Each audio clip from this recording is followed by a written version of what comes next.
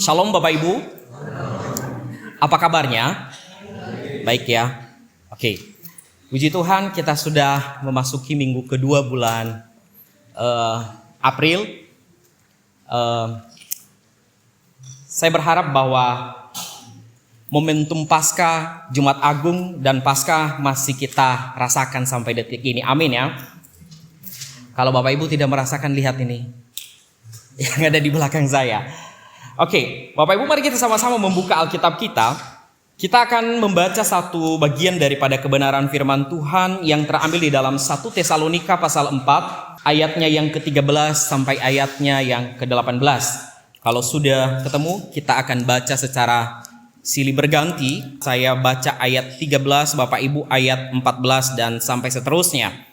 Kedatangan Tuhan. Selanjutnya kami tidak mau saudara-saudara bahwa kamu tidak mengetahui tentang mereka yang meninggal, supaya kamu jangan berduka cita seperti orang-orang lain yang tidak mempunyai pengharapan. Karena jikalau kita percaya bahwa Yesus telah mati dan telah bangkit, maka kita percaya juga bahwa mereka yang telah meninggal dalam Yesus akan dikumpulkan Allah bersama-sama dengan Dia. Ini kami katakan kepadamu dengan firman Tuhan, kita yang hidup yang masih tinggal sampai kedatangan Tuhan, sekali-kali tidak akan mendahului mereka yang telah meninggal. Sebab pada waktu tanda diberi, yaitu pada waktu penghulu malaikat berseru dan sangkakala Allah berbunyi, maka Tuhan sendiri akan turun dari surga dan mereka yang mati dalam Kristus akan lebih dahulu bangkit. Sesudah itu kita yang hidup, yang masih tinggal akan diangkat bersama-sama dengan mereka dalam awan menyongsong Tuhan di angkasa. Demikianlah kita akan selama-lamanya bersama-sama dengan Tuhan.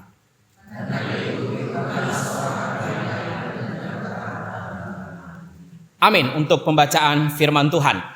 Hari ini kita akan merenungkan satu tema, bunyi alarm terakhir. Saya memulai dengan sebuah pertanyaan sederhana Bapak Ibu. Begini, berapa banyak dari kita yang kalau pasang alarm tiap pagi atau setiap kita pengen pasang alarm di pagi hari, misalnya pagi hari ya, cukup satu kali bunyi langsung bangun dan beranjak dari tempat tidur? Ada? Oke. Ya, puji Tuhan. Mari kita jujur Bapak Ibu. Biasanya cara kita merespon alarm sangat dipengaruhi oleh generasi, betul? Rata-rata yang jawab tadi ini yang bagian depan. Untuk Bapak Ibu yang sudah usia indah, sudah termasuk opa oma begitu ya. Alarm itu kadang-kadang hanya sekedar formalitas, betul ya? Jam 4 pagi atau mungkin jam 3 alarm itu sebelum bunyi pun udah bangun.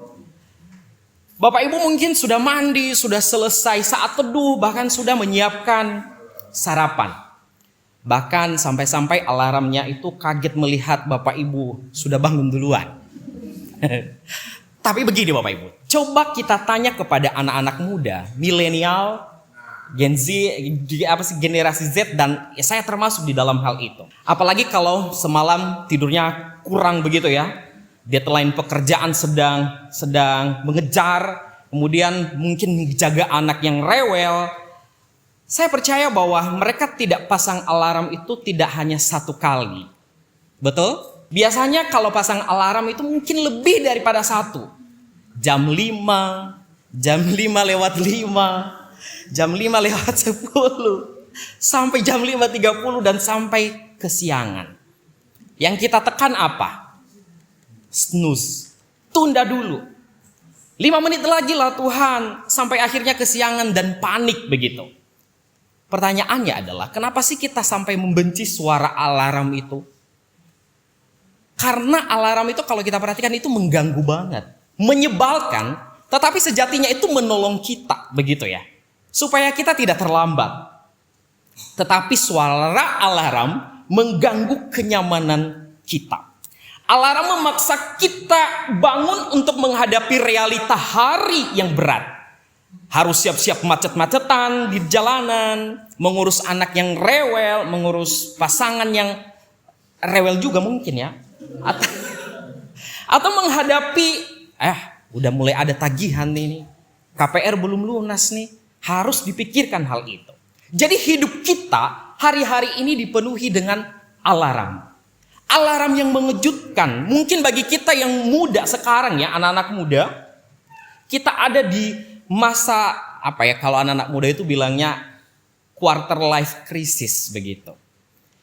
Atau kita dalam pekerjaan kita menghadapi yang namanya PHK.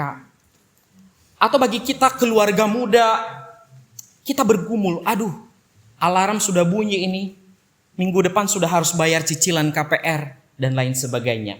Atau bagi kita yang sudah usia indah, kita memikirkan hasil lab rumah sakit kita. Waduh, tulang-tulangnya udah pada linu-linu nih. Iya kan? Udah kena asam urat dan lain sebagainya. Tetapi begini Bapak Ibu. Dari semua alarm yang mengejutkan umat manusia, ada satu alarm yang sangat ditakuti. Saya percaya bahwa kita takut bagian ini, tetapi orang yang percaya tidak akan takut. Yaitu apa? Alarm kematian. Ada yang takut kematian? Tidak takut kematian? Kematian adalah alarm yang tidak kita bisa tunda. Dan ini adalah fakta yang tidak bisa kita tolak atau kita nego, nanti dululah. Saya mau makan dulu di resto ini, saya belum review resto ini. Gak bisa.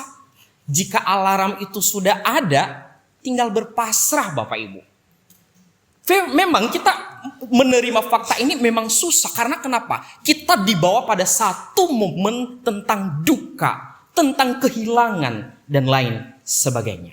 Tetapi di dalam realita kehidupan di dalam kekristenan Bapak Ibu, ada orang-orang yang memang menghadapi, meresponi kematian ini. Ada dua ekstrim yang saya pahami. Kalau Bapak Ibu mungkin ada lebih nanti bisa ditambahkan. Yang pertama, ada orang yang menolak kematian. Mereka menolak, berusaha lari dari realita bahwa kematian itu nyata adanya. Kalau Bapak Ibu perhatikan beberapa waktu yang lalu, tahun yang lalu, ada satu hamba Tuhan yang meninggal di satu daerah, saya tidak sebutkan di mana ya. Tetapi jemaatnya doakan supaya bangkit, begitu. Realita tentang kematian sulit untuk mereka terima.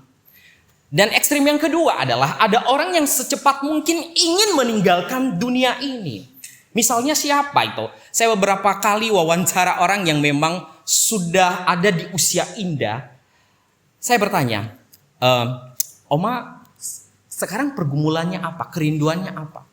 Waduh, pengen cepat-cepat ke surga begitu. Ingin ketemu suami begitu. Beberapa kali saya bertanya hal itu. Jadi ingin meninggalkan dunia. Mungkin karena sakit penyakit yang dialami. Mungkin karena keluarga yang mungkin selama ini tidak mendukung dan lain sebagainya. Atau mungkin ada orang yang memang sudah putus asa dengan hidupnya. Dan lalu berkata, ya sudahlah, lebih baik mengakhiri hidup. Dan secepat mungkin ingin meninggalkan dunia ini. Tetapi bagaimanapun Bapak Ibu, ini sebenarnya saya secara pribadi tidak membenarkan pandangan ini. Tetapi saya mengatakan, setiap kita hanya menunggu waktu masing-masing.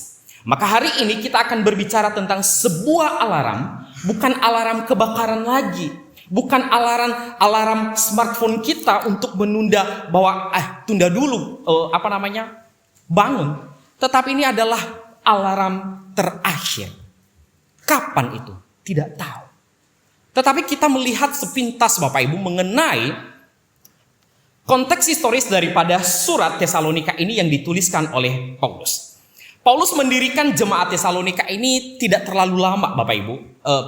Sekitar 3 minggu pertemuan mereka dan ada jemaat di sana. Karena kenapa? Jika Bapak Ibu nanti baca di Kisah Para Rasul pasal 17, di sana diceritakan dia diusir paksa dari kota itu. Nah, selama itu Paulus mengajarkan banyak hal termasuk doktrin akhir zaman kepada jemaat Tesalonika di sana. Sehingga jemaat-jemaat Tesalonika mengidam-idamkan, mereka antusias menunggu kapan kedatangan Yesus yang kedua kali.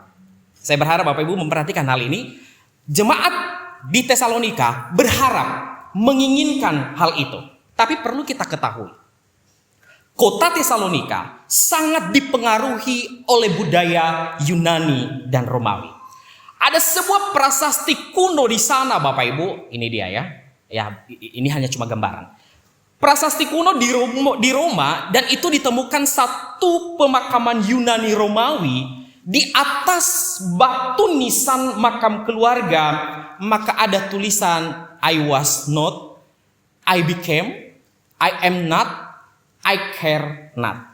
Artinya begini, aku dulu tidak ada, lalu aku hidup, kini aku tiada, dan aku tidak peduli. Menarik nggak kata-kata ini? Silakan foto, nanti update di status Bapak Ibu. Bapak Ibu yang terkasih, kalimat yang terdengar filosofis dan kelihatan tenang ini, tapi kalau kita baca pelan-pelan dan seksama, sebenarnya ini bukan kalimat yang membawa pada kedamaian. Ini bukan kalimat yang membawa pada ketenangan. Ini adalah keputusasaan yang sudah menyerah, tetapi dibungkus, didandani dengan kalimat yang kelihatan bijaksana. Sekali lagi, kalimat ini kelihatan tenang, tetapi sebenarnya tidak. Ini mengandung apa? Keputusasaan, hopeless. Tidak ada gunanya, tetapi dibungkus dengan kata-kata kelihatannya bijaksana. Dan itulah dunia di mana jemaat Tesalonika hidup. Mereka dikelilingi oleh budaya yang berkata, kematian adalah akhir. Kematian adalah titik. Tidak ada yang bisa dilakukan. Mati ya sudah. Nggak ada lagi kehidupan setelah itu. Dan pemahaman ini dipengaruhi oleh filsafat dualisme. Bapak Ibu masih ingat khotbah Boksu kalau bukan Jumat Agung atau Paskah? Di sana Boksu sudah mengulas mengenai filsafat dualisme di sana. Jadi filsafat dualisme ini berkata bahwa tubuh kita ini adalah penjara daripada tubuh kita ini adalah jahat, jijik begitu. Roh kita atau jiwa kita sudah terperangkap melalui tubuh kita ini. Jadi ketika engkau berdosa melalui tubuh, tidak masalah, begitu. Nah, selain daripada itu juga ada filsuf Epikurus di sana. Bapak Ibu tahu Epikurus? Udah tahu dari namanya. Kenapa disebut Epikurus? Karena dia bukan kurus. Jadi Epikurus mempengaruhi juga suasana jemaat budaya jemaat Tesalonika juga di sana yang mengejar kesenangan sesaat. Begitu. Nah, tadi sudah saya bilang bahwa jemaat Tesalonika mengidam-idamkan akhir zaman. Bukan muncul. Di saat yang bersamaan juga ada budaya yang mempengaruhi mereka. Lalu ada jemaat-jemaat Tesalonika yang meninggal dunia. Muncullah satu kepanikan bagi jemaat Tesalonika. Waduh, saudara-saudara kita yang sudah meninggal, mereka mati duluan. Apakah mereka ini ketinggalan tentang akhir zaman itu? Mereka tidak sempat menikmati akhir zaman itu. Apakah mereka ketinggalan tentang kereta kemuliaan? Apakah kematian yang dialami itu menggagalkan rencana keselamatan Tuhan? Dan lain sebagainya. Jadi mereka sudah berpikir orang yang meninggal dunia, mereka tidak menikmati yang namanya akhir zaman. Itu pikiran mereka.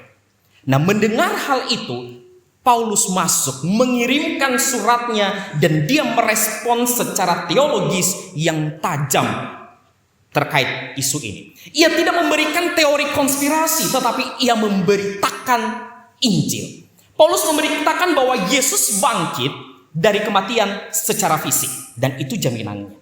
Mari kita lihat bersama-sama teguran dan juga sekaligus jaminan dan juga penghiburan bagi kita apa yang dikatakan Paulus di dalam bagian ini, Bapak Ibu. Ada 3 bagian atau 3 poin yang perlu kita renungkan. Mari kita lihat ayat 13. Saya bacakan ayat 13. Di sana dikatakan begini. Selanjutnya, kami tidak mau saudara-saudara bahwa kamu tidak mengetahui tentang mereka yang meninggal, supaya kamu jangan berduka cita seperti orang-orang lain yang tidak mempunyai pengharapan. Jadi di poin pertama ini kita akan melihat tentang realita daripada duka cita, realita daripada kematian. Bapak Ibu yang dikasihi oleh Tuhan, jika kita perhatikan baik-baik ayat ini, Paulus tidak melarang orang Kristen untuk menangis. Paulus tidak melarang orang Kristen bersedih. Ini penting sekali Bapak Ibu, karena kenapa? Kekristenan sebenarnya bukanlah agama, kalau bahasa kerennya, bukan agama toxic positivity yang menyuruh Anda dan saya supaya kita senyum-senyum palsu di saat kita mengalami duka. Ketika hati kita hancur lebur, senyum aja gak apa-apa begitu. Paulus tidak mengajarkan hal itu.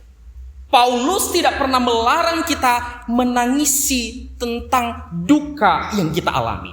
Menangis karena kehilangan orang yang kita cintai adalah hal yang sangat manusiawi sekaligus alkitabiah. Bahkan di dalam perjanjian lama kita juga disuguhi ada tokoh-tokoh Alkitab yang meninggal dunia, maka mereka meratap mungkin itu sebulan dan lain sebagainya. Jadi Bapak Ibu, kalau kita baru kehilangan, mungkin saya bawa di dalam konteks kita masing-masing, kita kehilangan orang-orang yang kita kasihi. Mungkin dalam waktu-waktu dekat atau beberapa waktu yang lalu kita kehilangan orang-orang yang mencintai kita dan yang kita cintai. Entah itu suami, istri, anak, atau kita divonis penyakit berat. Saya mengatakan bahwa silakan bersedih, silakan menangis. Masih ingat tentang peristiwa Lazarus? Yesus Kristus pun menangis terseduh-seduh di sana. Bapak Ibu bisa baca nanti di Yohanes 11 ya. Nah, terkadang kita Bapak Ibu orang Kristen sering melakukan dua kesalahan yang berlawanan dengan peristiwa duka ya.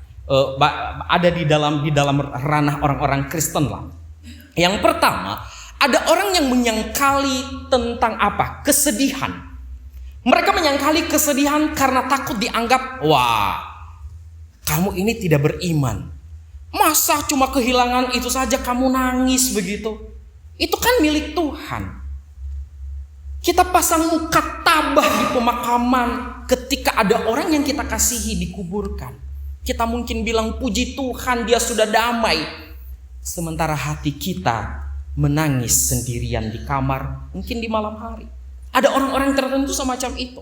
Kemudian yang kedua, mungkin ada orang juga yang berpendapat bahwa kita bersedih persis seperti dunia bersedih. Tanpa arah, tanpa fondasi. Seperti orang-orang yang benar-benar kehilangan segalanya dan tidak ada yang tersisa. Ada orang-orang semacam itu. Dan Paulus menolak kedua kesalahan ini. Jadi ada dua hal, kiri kanan. Tetapi apa yang ditawarkan oleh Paulus di dalam bagian ini? Dia membiarkan ada air mata ketika kita mengalami duka. Tapi dia tidak membiarkan air mata itu menjadi lautan yang menenggelamkan kita, yang menguasai kita. Perhatikan selanjutnya daripada ayat itu. Dikatakan begini. Selanjutnya kami tidak mau saudara-saudara bahwa kamu tidak mengetahui tentang mereka yang meninggal, supaya kamu jangan berduka cita seperti orang-orang lain. Penekanannya di sana adalah seperti. Penekanan jangan seperti orang-orang yang tidak mengenal Tuhan. Boleh bersedih, boleh nangis, tetapi jangan seperti orang-orang yang tidak punya pengharapan. Dengan kata lain, silakan meratap. Engkau meneteskan air mata, tetapi harusnya ada ujungnya. Ujungnya apa? Pengharapan. Bapak Ibu yang dikasihi oleh Tuhan, saya seringkali menemukan sebuah ironi yang bisa dibilang ini menyedihkan di dalam gereja-gereja modern Bapak Ibu. Tentang satu konsep tentang ateisme praktis. Bapak Ibu tahu ya ateisme praktis? Ateisme praktis itu adalah berKTP agama Kristen. Kalau ditanya teologi dia tahu, kalau ditanya ayat dia paham dan lain sebagainya. Bahkan dia sering nyanyi ketika ada peristiwa duka, dunia bukan rumahku karena surga adalah tempatnya dia. Tetapi begini, ketika giliran diperhadapkan dengan berbagai penderitaan yang nyata, kehilangan pekerjaan, divonis sakit berat, atau ada keluarga yang dipanggil oleh Tuhan, perhatikan, hancurnya luar biasa, tanpa sisa, menyalahkan Tuhan gara-gara Tuhan hal ini. Kepanikannya sama persis dengan orang-orang yang tidak kenal Tuhan. Dan itu adalah orang-orang ateis praktis. Hati-hati. Kita ada di posisi mana sekarang? Apakah kita ada seperti yang dikatakan oleh Paulus? Silakan bersedih. Apapun yang Anda alami, mungkin itu masa-masa kelam, silakan bersedih. Atau kita menjadi orang ateis praktis. Wah, kita sering ke gereja, baca firman Tuhan. Sekali diperhadapkan masalah, maka kita juga akan, aku kecewa sama Tuhan. Gak usahlah Tuhan-Tuhanan lagi, gak gereja-gerejaan lagi, gak ada pelayanan-pelayanan lagi, omong kosong dan lain sebagainya.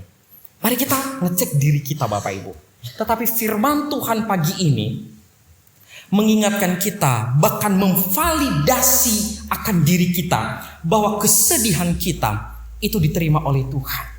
Kebenaran Injil mengkalibrasi hati kita, menata ulang hati kita. Menangislah, berdukalah, tetapi ingat, boleh berduka, tetapi jangan seperti orang-orang yang tidak berpengharapan. Bapak Ibu yang dikasihi oleh Tuhan, dunia menganggap kematian itu sebagai titik. Kekristenan melihat kematian itu hanyalah koma. Kata-kata saya di bagian terakhir, iman tidak membuat kita tidak merasakan kehilangan. Itu pasti kita akan alami.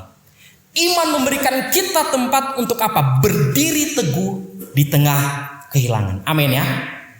Saya kurang tahu apa yang akan kita alami ke depan. Tapi pastikan kita, siapa yang memegang tangan kita. Bukan seberapa kuat kita memegang tangan Kristus, tangan Allah. Tetapi seberapa kuat tangan Allah, itulah yang menjadi sandaran kita. Dia yang memegang hidup kita. Iman tidak membuat kita tidak merasakan kehilangan. Iman memberikan kita tempat untuk apa? Harus berdiri teguh di tengah kehilangan. Karena kenapa? Ada harapan. Makanya kita masuk di poin kedua. Poin kedua, dia mengingatkan kita tentang apa? Fondasi pengharapan. Apa itu? Kita lanjutkan di ayat 14 dan 15. Di sana dikatakan begini. Karena jikalau kita percaya bahwa Yesus telah mati dan telah bangkit, maka kita percaya juga bahwa mereka yang telah meninggal dalam Yesus akan dikumpulkan Allah bersama-sama dengan Dia. Ini kami katakan kepadamu dengan firman Tuhan, kita yang hidup, yang masih tinggal sampai kedatangan Tuhan, sekali-kali tidak akan mendahului mereka yang telah meninggal. Inilah inti permasalahan sebenarnya yang dialami oleh jemaat Tesalonika. Bagaimana mereka yang sudah meninggal, tetapi Paulus berkata, sekali-kali tidak mendahului mereka yang telah meninggal. Yang sudah mati itu akan dibangkitkan terlebih dahulu. Jadi Bapak Ibu, jika kita perhatikan agama-agama dunia sekarang ya, menawarkan itu pengharapan itu berdasarkan spekulasi filsafat dan amal ibadah kita. Misalnya yang sering kita dengar bahwa mudah-mudahan amalku cukup untuk menyeberang dan masuk ke surga, begitu. Tetapi kekristenan Bapak Ibu tidak dibangun di atas angan-angan. Tidak dibangun di atas angan-angan yang kosong. Tetapi apa? Pengharapan kita dibangun di atas satu monumen sejarah yang tidak bisa dihancurkan oleh apapun, yaitu kubur kosong. Perhatikan strukturnya di sini ya. Di ayat 14 itu. Kalau kita perhatikan strukturnya, Rasul Paulus tidak memulai satu eskatologis atau akhir zaman. Tetapi dia memulai dengan kristologis. Coba perhatikan ayat 14. Karena jikalau kita percaya bahwa Yesus telah mati. Kita percaya Yesus mati, kita percaya Yesus bangkit, maka dengan logika kita, orang yang mati dalam Yesus akan bangkit pula bersama Yesus. Amin. Ini penting sekali untuk kita pikirkan hal ini. Jadi Yesus telah mati dan Dia telah bangkit karena Ia bertindak. Di dalam Korintus, Boksus sudah singgung hal ini, bahwa Kristus adalah sebagai buah sulung. Maka kebangkitannya adalah sebuah garansi bagi kita, sebuah jaminan bagi kita. Kita pun mati, maka kita pun beroleh kebangkitan nantinya. Nah, perhatikan kata-kata meninggal Bapak Ibu. Di ayat 13 ada kata-kata meninggal, 14, 15 ada kata-kata meninggal di sana. Dan di dalam bahasa Yunaninya adalah koi mau mai begitu. Koi mau mai kayak bahasa Jepang ya. Yang berarti secara harafiah adalah tidur. Disinilah letak anugerah yang luar biasa. Kenapa Paulus menyebut kematian orang Kristen itu seperti tidur? Apakah jiwa kita itu tertidur lelap tanpa sadar? Atau orang-orang bilang adalah soul sleep? Tidak. Saat orang percaya mati, jiwanya langsung bersama Tuhan dalam keadaan sadar. Makanya kalau di dalam pemakaman, setiap hamba Tuhan, boksu selalu mengingatkan bahwa walaupun jasadnya ada, tetapi jiwanya bersama dengan Kristus. Itu jaminan. Dan itu sebuah kepercayaan. Maka lagi-lagi saya bilang, Bapak Ibu bantu hamba Tuhan. Bantu hamba Tuhan untuk mengatakan hal itu ketika ada keluarga kita yang meninggal. Supaya ada satu keyakinan bahwa orang ini, jemaat ini, jiwanya bersama dengan Tuhan. Dengan cara apa? Hidup berkenan di hadapan Tuhan. Bagaimana hamba Tuhan berkata bahwa dia bersama dengan Tuhan, tetapi cara hidupnya tidak seperti orang yang kenal Tuhan. Apakah hamba Tuhan berkata kayaknya jiwanya di neraka? Nggak mungkin kan? Nggak mungkin. Bantulah boksu, bantu hamba Tuhan ketika ada di momen hal ini. Dengan cara hidup kita berkenan di hadapannya, mencari perkenanannya. Jadi Bapak Ibu yang dikasih oleh Tuhan, inilah esensinya. Orang tidur pasti akan bangun. Dan itulah tubuh kita. Tubuh kita yang rapuh ini sedang diistirahatkan, menunggu waktunya akan ada kebangkitan. Melalui apa? Sang pemilik kehidupan. Jadi bagi setiap kita yang sedang mungkin dalam konteks kehidupan kita sekarang, mungkin yang merasa lelah, mungkin sudah putus asa, pengen cepat-cepat meninggalkan dunia ini. Dengarkan bagian ini Bapak Ibu. Tubuh fisik Anda dan saya mungkin sedang menuju tanah liat, tetapi kebangkitan Kristus menjadi jaminan bahwa tubuh Anda dan saya akan dibangkitkan kembali dengan kemuliaan yang tidak bisa sakit, tidak bisa keriput, dan tidak bisa mati. Amin ya. Bapak Ibu tidak perlu krim-krim anti-aging lagi di sana. Karena kenapa? Sudah dibaharui. Gitu. Pengharapan Kristen bukan optimisme buta.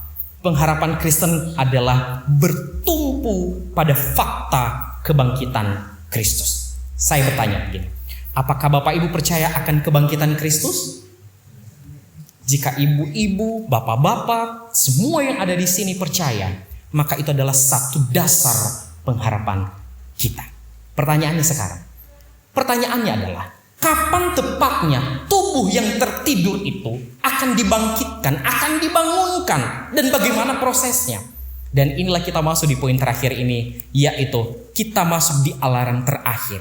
Kita ada diingatkan satu kata, sangka kalah. Ayat 16 dan 17 saya bacakan begini. Sebab pada waktu tanda diberi, yaitu pada waktu seruan penghulu malaikat dan bunyi sangkakala Allah, kedatangan Tuhan sendiri akan turun dari surga, dan mereka yang mati dalam Kristus akan lebih dahulu bangkit. Sesudah itu, kita yang hidup, yang masih tinggal, akan diangkat bersama-sama dengan mereka dalam awan menyongsong Tuhan di angkasa. Demikianlah kita akan selama-lamanya bersama-sama dengan Tuhan. Ini adalah bunyi alarm terakhir itu. Jadi Bapak Ibu yang dikasih oleh Tuhan, ayat 16 sampai ayat 17 ini adalah ayat yang seringkali dibajak oleh film-film konspirasi akhir zaman. Dulu saya sering lihat cuplikan-cuplikan itu tentang sebuah teologi yang mengajarkan bahwa suatu hari nanti tiba-tiba secara rahasia tanpa suara orang-orang Kristen itu akan lenyap. Tinggal bajunya. Ada yang tabrak mobil, orangnya kemana? Tinggal bajunya tok yang ada di mobil, begitu. Bapak Ibu pernah lihat itu? Saya sering lihat hal itu dulu, video-video, dan membawa kita pada satu perenungan. Wah, jangan-jangan saya matinya seperti itu nanti, begitu. Jadi dunia menjadi panik. Dan itu sering disebut apa? Pengangkatan rahasia atau secret rapture. Bapak Ibu yang dikasihi oleh Tuhan, saya harus mengatakan begini. Teks ini sama sekali tidak mengajarkan tentang kedatangan Tuhan yang sembunyi-sembunyi, seperti maling di siang bolong, tidak. Jika kita baca kembali ayat 16, perhatikan ayat 16. Di sana dikatakan waktu tanda diberi, yaitu pada waktu penghulu malaikat berseru dan sangkakala Allah berbunyi. Itu tandanya. Tanda diberi. Ada seruan penghulu malaikat. Ada bunyi sangkakala. Tidak ada yang rahasia di sini. Ini adalah bunyi alarm terakhir. Lalu apa yang terjadi? Yang terjadi adalah mereka yang sudah mati tidak ketinggalan. Justru mereka yang bangkit lebih dahulu. Kemudian kita yang masih hidup akan diangkat. Bapak Ibu yang dikasihi oleh Tuhan, kata diangkat di dalam bagian ini, di dalam bahasa Yunaninya, ini berarti bahwa bukan seperti konsep tadi diangkat tiba-tiba bajunya yang ketinggalan, tidak. Tetapi diangkat di dalam bagian ini adalah bukan juga seperti kalau kita melihat balon udara pelan-pelan begitu naik, tidak. Tetapi kata diangkat di sini adalah kayak semacam direnggut begitu, dicabut dengan kuasa. Bapak Ibu pernah lihat satu video, tapi ini umpama yang masih terbatas banget ya. Ketika ada anak kecil, lalu ada motor dari sana dan ayahnya secara spontan langsung angkat anak itu. Itulah kalau kita gambarkan dicabut dengan kuasa. Jadi kayak semacam ayah mengambil anaknya dari bahaya, diambil secepat mungkin supaya anak itu bisa selesai.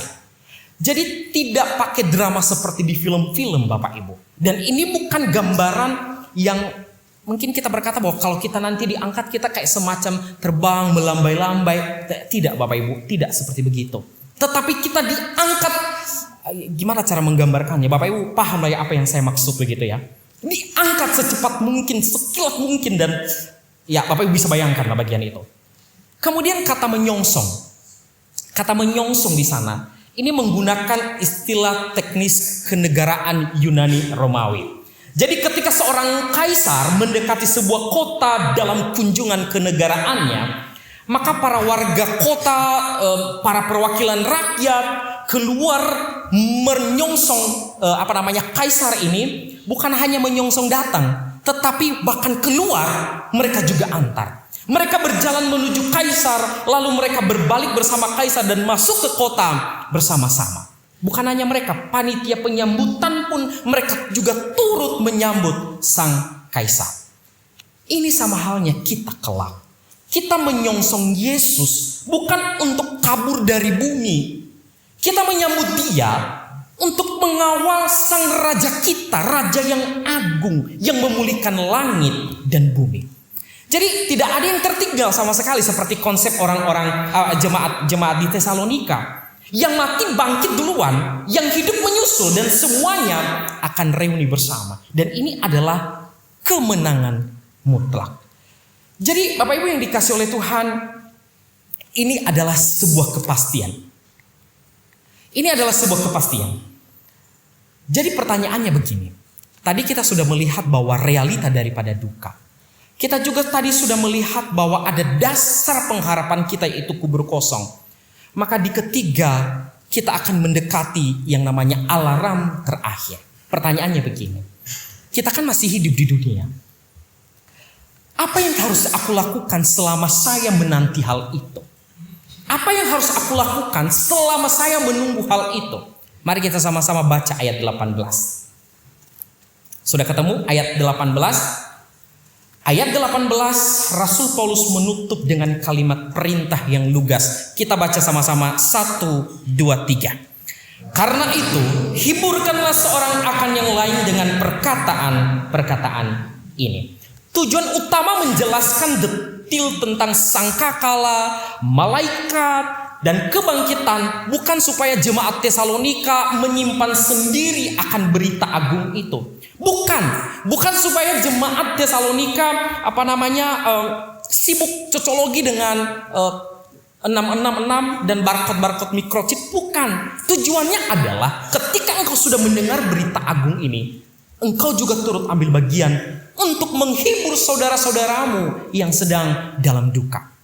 Paulus berkata, semua yang baru yang saya ajarkan, baik kebangkitan tentang Kristus, kepastian akan pengharapan, kedatangan Raja yang agung, engkau jangan simpan sendiri. Itu ceritakan, hiburlah orang lain dengan berita agung itu. Maka itu tanggung jawab kita anak-anak Tuhan sekarang. Jika kita percaya, yakin akan karya salib Kristus, akan kebangkitan Kristus, maka jangan simpan sendiri Bapak Ibu. Perhatikan, mungkin ada di keluarga kita yang butuh akan keselamatan itu, anugerah keselamatan itu. Kita dipanggil di sana. Ceritakan Injil itu. Karena kenapa? Itu menjadi bagian tanggung jawab kita. Bapak Ibu yang terkasih di dalam Kristus Yesus, ketika seseorang kehilangan orang yang dikasihi, kita sering tidak tahu mau berkata apa ya. Apakah kita harus bilang sabar ya, ini pasti rencana Tuhan. Mungkin biasanya kita bilang begitu. Saya tidak mengatakan bahwa kata-kata itu salah, tidak. Tetapi Paulus mengingatkan kita di dalam bagian ini. Sampaikan kata-kata penghiburan yang merujuk pada apa? Karya kebangkitan Kristus. Dengan cara apa? Mungkin kita bisa berkata kepada saudara-saudara kita, rekan-rekan kita yang sedang berduka, jangan takut. Kristus sudah menang. Bahkan ketika saya dan Anda mati hari ini, kita akan bangkit bersama dengan Kristus. Melalui apa? Tunggulah kedatangannya. Jadi itulah berita yang harusnya menguatkan kita Bapak Ibu. Jadi tidak hanya melulu sabar. Tadi saya bilang bukan itu salah. Tetapi harus kita sampaikan bahwa ada berita agung yang membawa orang itu melihat karya salib Kristus.